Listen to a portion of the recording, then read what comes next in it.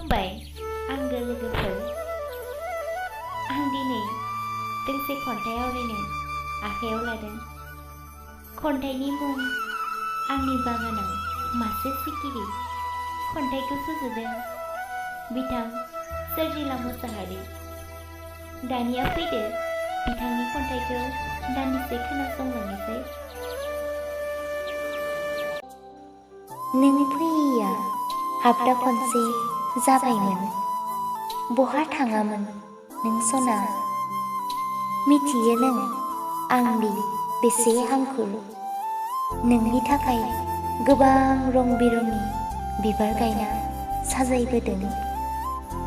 बै बागाना नोंनिनो, नों फैयाब्ला आंहा उसु खुथु माब्ला फैगोन सानना थिं थिं सान्दुंनि मोदाननायाव नोंखौनो लामा नायै नायै मेगना रुवायलाङो। आंनि बागाना समायखाङा नों फैयाब्ला, जेब्ला नों फैयो अख्रांमानि हाथरखिफोर बायदि रिथि रिथा नायथाव सावगारि।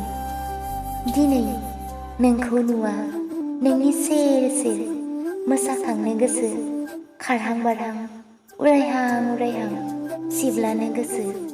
हालिया हालिया गोसो हमथानो, साजायफैनो आंनि बागानखौ गोसो होसारना।